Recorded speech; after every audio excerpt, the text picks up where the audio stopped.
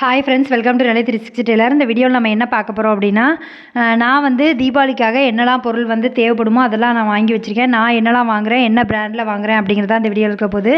அதே மாதிரி நிறைய பேர் வந்து சில கொஷின்லாம் கேட்டிருந்தீங்க. டிசைன் ப்ளவுஸ் பண்ணுறதுக்கு டிசைனர் கிளாத்லாம் எங்கேக்கா வாங்குவீங்க அப்படிங்கிற மாதிரி, அதுக்குள்ளோட ஆன்சரும் இருக்க போகுது. இந்த சேனலை இப்போ தான் ஃபஸ்ட் டைம் பார்க்குறீங்க அப்படின்னா சப்ஸ்கிரைப் பண்ணிட்டு பாருங்கள். இந்த சேனலில் வர எல்லா வீடியோ உங்களுக்கு ரொம்ப யூஸ்ஃபுல்லாக இருக்கும். வாங்க வீடியோக்குள்ளே போகலாம். நீங்கள் இன்னும் மிஷினில் உட்காந்து தைக்கலை அப்படின்னா மிஷினில் உட்காந்து தச்சிக்கிட்டே வீடியோ பாருங்கள். அப்போ உங்களுக்குமே ஒரு ப்ளவுஸ் தைச்ச மாதிரி இருக்கும். நீங்கள் வந்து புதுசாக வந்து இப்போ தான் தையல் தொழில் பழகிட்டு தீபாவளிக்காக தைக்க ஸ்டார்ட் பண்ணுறேன் அப்படின்னாலும் சரி, இல்லை நான் இதுக்கு முன்னாடியே தைப்பேங்கா, சில விஷயங்கள் வந்து நான் மறந்துடுவேன், வாங்கி வைக்க மாட்டேன், அந்த நேரத்தில் ஓடுவேன் அப்படிங்கிறவங்களுக்கும் நான் இந்த வீடியோ போடுறதுனால உங்களுக்கு ஞாபகம் வந்து ஏதாவது இதெல்லாம் வாங்கி வச்சுக்கிட்டிங்கன்னா உங்களுக்கு வந்து தைக்கிறது கொஞ்சம் ஈஸியாக இருக்கும். டைமும் நிறைய கிடைக்கும். ஏன்னா நம்ம ஒவ்வொரு இதுக்கும் வாங்குறதுக்கு வெளியில் போயிட்டே இருந்தோம் அப்படின்னா நமக்கு வந்து டைம் வந்து வேஸ்ட் ஆகும். நான் வாங்கின எல்லாமே வாங்கணும்னு இல்லை, உங்களுக்கு எது தேவையோ அதை மட்டும் வாங்கிக்கோங்க. அப்போ உங்களுக்கு வந்து கொஞ்சம் அலைச்சல் வந்து மிச்சமாக இருக்கும். உங்களுக்கு வேலை செய்யறதுக்கு டைமும் கிடைக்கும். இது போக ஒரு சில பேர் வந்து கமெண்ட் பண்ணியிருந்தீங்க டெய்லர்ஸே, அக்கா அந்த கால் மீட்டர்லாம் கொடுப்பாங்களா டிசைன் ப்ளவுஸ்க்கு நம்ம அந்த கலரில் கேட்டால் அப்படின்னு.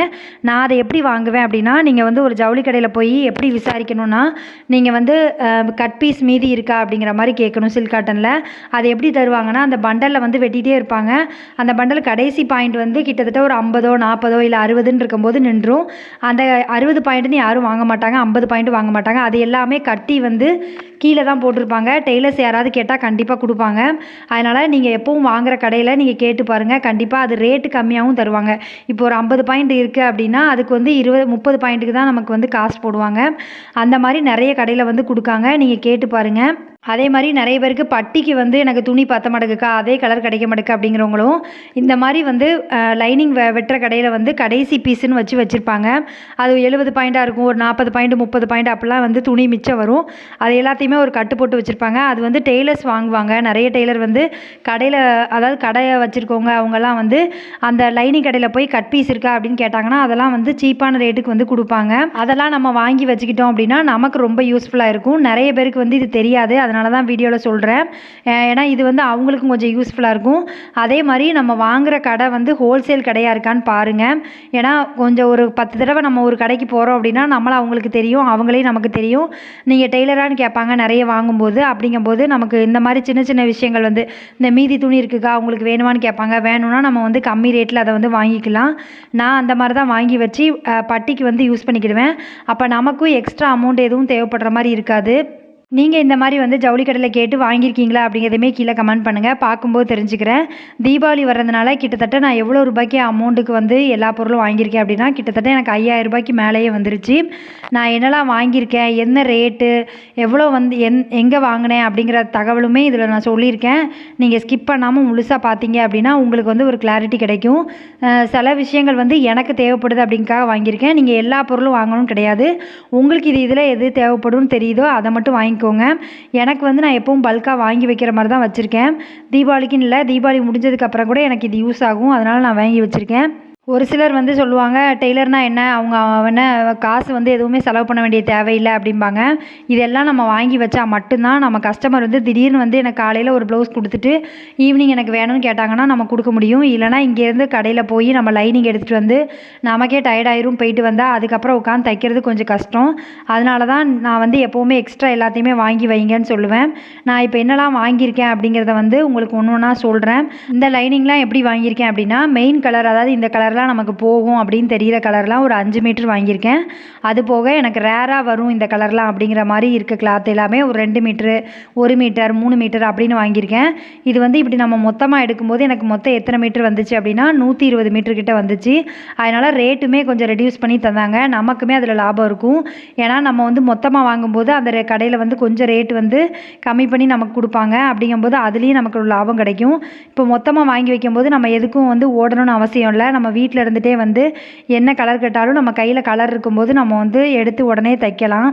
இதில் வந்து நீங்கள் எப்படி வந்து செலக்ட் பண்ணணும் கலரை அப்படின்னா, உங்களுக்கு எப்போவும் அடிக்கடி எந்த கலர் வரும் அப்படிங்கிறது ஒரு ஐடியா இருக்கும்.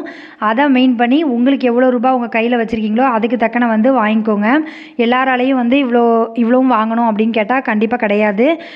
ஒரு சிலருக்கு வந்து ரூபாய் இருக்கும் வாங்கி வைப்பீங்க, ஒரு சிலருக்கு வந்து இருக்காது. இருக்காதவங்க ஒவ்வொரு மீட்டராவது வாங்கி வைங்க, அப்போ உங்களுக்கு கொஞ்சம் யூஸ்ஃபுல்லாக இருக்கும். இப்போ வந்து நான் என்னென்ன பொருள் வாங்கியிருக்கேன் அப்படின்னா, ஃபஸ்ட்டு வந்து லேஸு. இது வந்து பிங்க் கலர் லேஸு. நிறைய பிங்க் கலர் ப்ளவுஸ் தான் வரும், அதனால் நான் பிங்க் கலரில் ஒரு 5 மீட்டர் வாங்கியிருக்கேன்.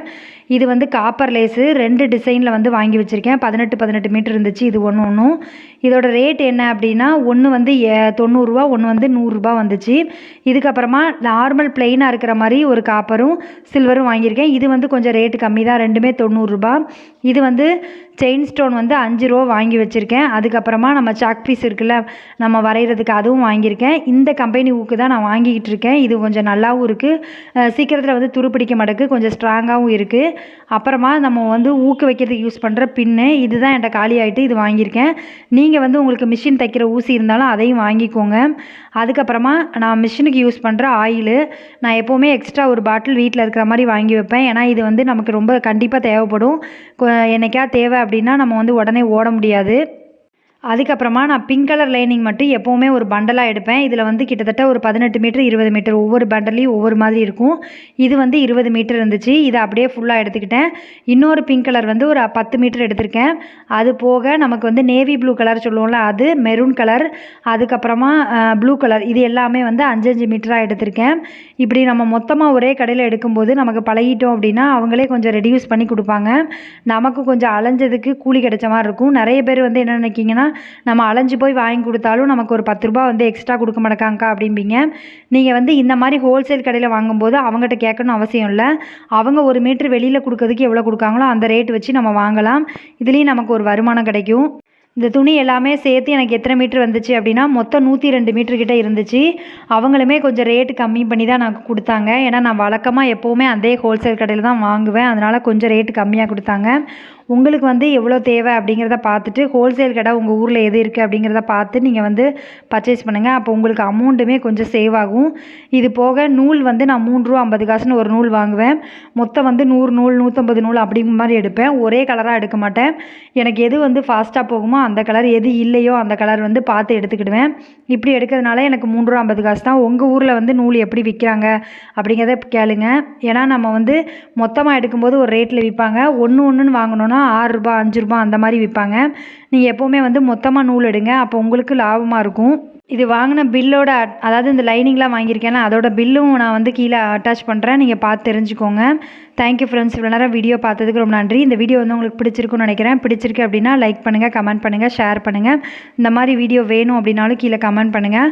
உங்கள் ஃப்ரெண்ட்ஸ் யாராவது இப்போ தான் தையல் தொழில் பழகுறாங்க அப்படின்னா அவங்களுக்கு இந்த வீடியோவை ஷேர் பண்ணி விடுங்க. அவங்களுக்கு வந்து இந்த வீடியோ கண்டிப்பாக யூஸ்ஃபுல்லாக இருக்கும். பார்த்தீங்கன்னா தெரியும், 3742 ரூபாய்க்கு லைனிங் மட்டுமே நான் வாங்கியிருக்கேன். இது போக மற்ற பொருளாக சேர்த்து எனக்கு 5000 ரூபாய்க்கு தாண்டிடுச்சு. நீங்களுமே உங்கள் கையில் காசு இருக்குது அப்படின்னா இருக்கும்போது கொஞ்சம் இந்த மாதிரி திங்ஸ்லாம் வாங்கி வச்சுக்கோங்க, தேவைப்படும். தேங்க்யூ.